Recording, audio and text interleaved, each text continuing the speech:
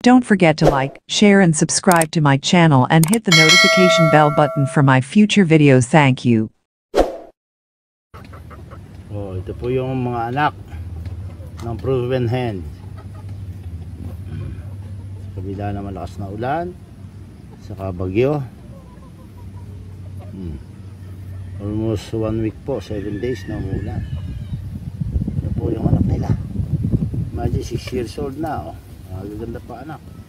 Basta alam mo lang ang gagawin. Sila. Putla, kailangan i-deworm, i-dilaw ito.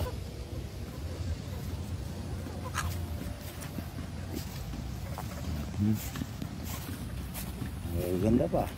Tatandaan na po na magulang nito. Pero kaya nga po, importante yung first 15 eggs lang per season per hen ang kukuhanin mo sa bawat inahen para hindi sila malalaspag. Kahit even 5 to 6 years old nagagamit pa. Nagdala-dalawang baby pullet na yan, lo, yung dalawang to, tingnan nyo yung binti, ipis, quality pa hong mag-anak. Magkamukha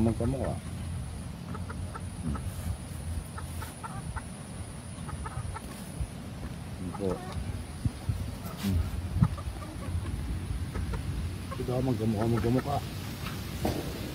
Ang tatanda na po ng kanilang ina. Ngayon natin yung iba pa po. Hilagay sila. Group them according to size, not according to age. Ang maganda, oh. So, konti nga sila.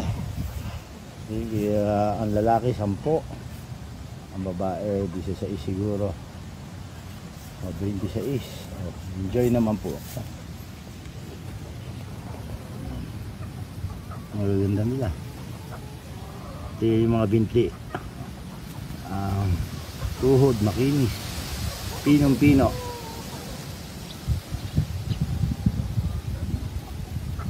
Kahit umulan, bali wala, kompleto ng bakuna nila eh. So mga 4 months old na ho ito eh. Ang pakain lang po dito sa day 1 pagkapisa, super sisiw hanggang 4 months. 3.5 months of age, hahaluan nyo na ng Max na may grains para ma-exercise na yung gizzard, mabilis magtunaw. So kaya po kung marami ako naiipon na inahin, pero hindi lahat nagagamit ko yan. Iba na pupunta sa free raffle pag may seminar. Yan nyo po. Kasi solid ang tinatawag na genetic transfer. Kasi una 15 itlog lang. Yung ibang hen hinihigpitan ko 10 itlog lang ang kinukuha ko bawat inahen per season. Hindi ko po kailangan ng marami. Hindi naman paramihan ang usapan. Ang usapan ay kung pasado ba sa standard mo yung mapuproduce mo, quality ba. So ilalaban to kung gagawin ka. Pero alam ko banded to ng late born ng WPC, yung mga tanda uniform. Ano pa po nalayan isang yan, bata pa lang ho, kumbaga sa tao alam mo na potensyal, kulay, istasyon, tuhod, shape ng katawan, yung vital statistics. Kita mo na dito sa isang ito, alam mo na pati itong ano.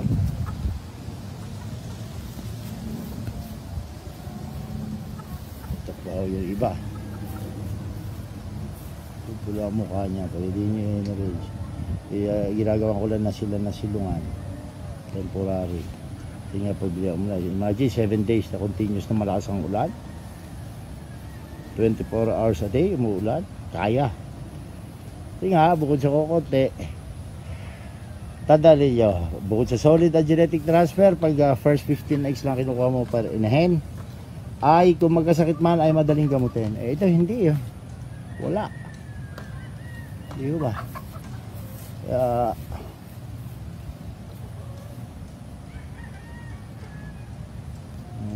nila. Hindi kaya hindi yung pagpunta mo. Ay Diyos ko, kung puro may sakit, ay magaling pa, pinagbago tayo. Maganda ito, isang ito. O lalo na pag na-deworm. Magkakapatid, magpipinsan. Anak po na magkakapatid na proven hands. Kaya ingat na ingat ko sila. O konti nga.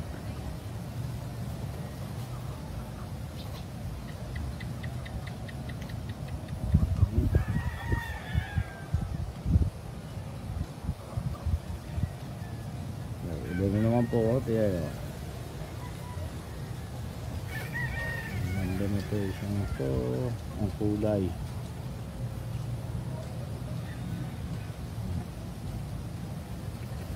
Kitang paho natin.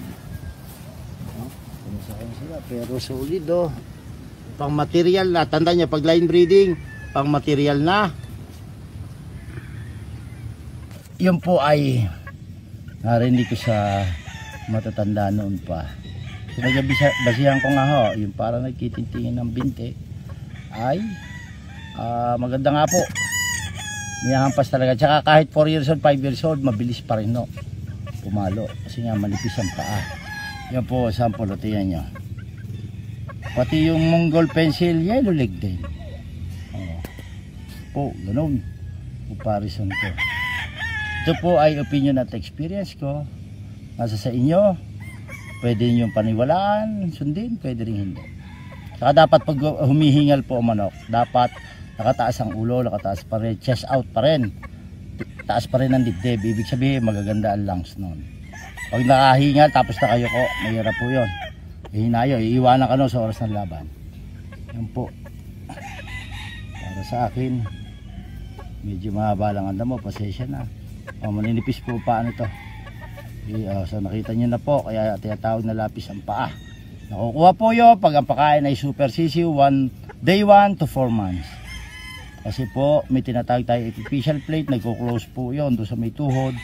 Kapag masyadong high in protein, hindi balansyadong pagkain. Magkaiba po ang broiler sa manok panabong. Po, kita na ninyo siguro yung mismong lapis.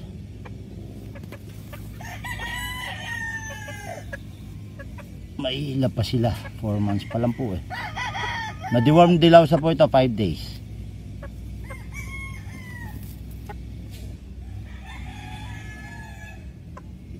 Natin sila tumpo. Yun yung paa, ang binti, katulad ng lapis na yan ng Mongol.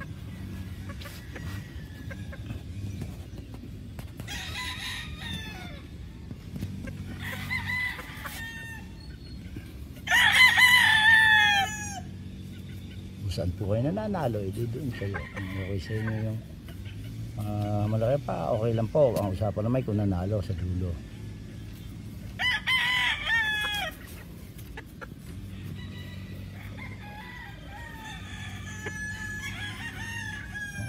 Kinis po ng tuhod, pinong-pino. Tingnan natin. Mga 2 months pa sila, 8 weeks dito sa range area.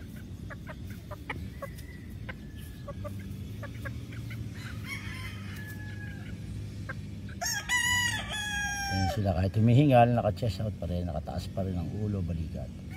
Yan po, malalakas ang bagay niya, kaya dapat hindi nagasakit.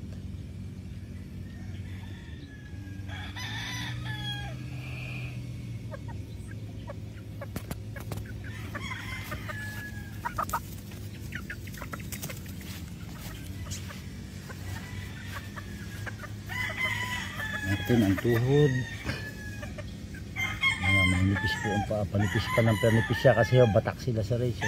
Kaya niya lumipad sa mataas sa puno. So ganda na silong nun. Dapat onsi po ang tindig.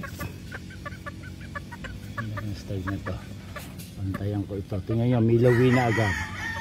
Sickle feathers agad, bata pa. Magaganda po ng binti. Ano ang tinatawag na lapis ang paa.